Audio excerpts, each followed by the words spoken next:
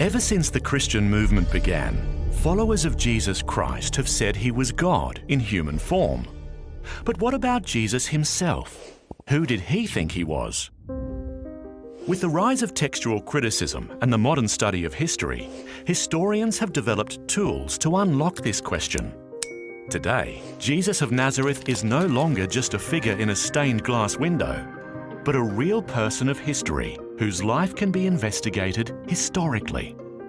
So let's examine the New Testament, not as inspired scripture, but as an ordinary collection of ancient documents.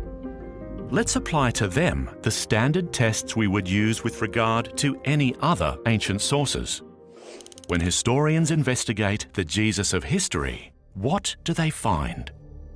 First, Jesus claimed to be the Messiah.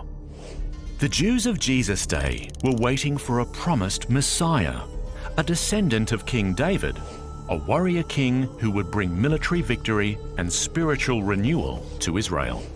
They were familiar with the prophet Zechariah's ancient words. "Shout aloud, O daughter of Jerusalem, behold, your king is coming to you. Righteous and having salvation is he, humble and mounted on a donkey." Jesus' triumphal entry into Jerusalem on the back of a donkey, the final week of his life, is attested in independent sources, one of the most important criteria for the historicity of an event. In doing this, Jesus was deliberately and provocatively claiming that he was the promised Messiah, the King of Israel. Moreover, the plaque nailed to Jesus' cross stated the charge against him, in mockery of his messianic claims. The fact that later Christians did not use this derisive title for Jesus underscores its authenticity. For first-century Jews, the word Messiah was packed full of meaning. By assuming this title, Jesus was claiming all of this for himself. Jesus also claimed to be the Son of God. Jesus' consciousness of being God's Son in a unique sense comes to expression in his parable of the vineyard. This parable matches Jesus' teaching style and employs Jewish motifs typical of his day, such as Israel as a vineyard, God as a father, the religious leaders of that time as tenants, and God's prophets as servants sent to the tenants. Once there was a man who planted a vineyard. Before leaving the country, he leased it to tenants. At harvest time, he sent a servant to collect his share of the fruit of the vineyard, but the tenants beat him and sent him away empty-handed. So, the owner sent more servants, but these too were beaten or killed. Finally, he sent his one and only son, saying, "Surely they'll respect my son." But those tenants said to one another, "This is the heir. Let's kill him, and the vineyard will be ours." So, they killed the owner's son. What do we learn from this parable about Jesus' self-understanding?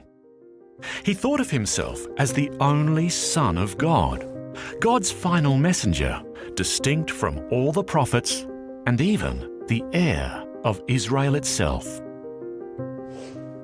Third, Jesus claimed to be the Son of Man. This was Jesus' favorite self-designation, being used some 80 times in the Gospels. This has convinced the vast majority of New Testament historians that Jesus did, in fact, think of himself as the Son of Man. Notice, not just a Son of Man, but the Son of Man.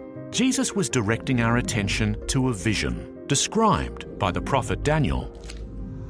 "I saw in the night visions, and behold, with the clouds of heaven, there came one like a son of man. And he came to the Ancient of Days and was presented before him. And to him was given dominion and glory and a kingdom that all peoples, nations, and languages should serve him." At Jesus' trial, the Jewish high priest accused Jesus. "Are you the Messiah, the Son of God?"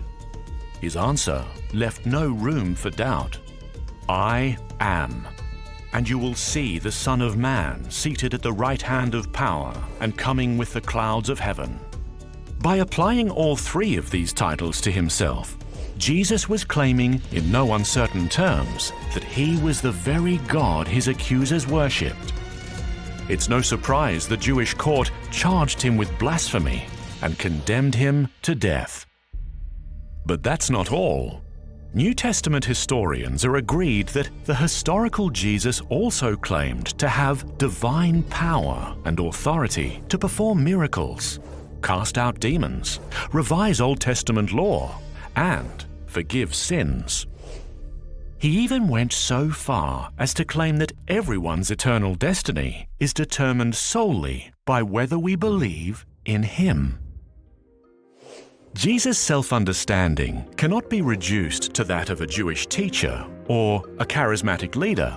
No. In fact, by putting himself in God's place, Jesus was making a far greater claim about himself than anyone else ever has, before or since. So the question Jesus asked his disciples confronts each of us as well. Who do you say that I am?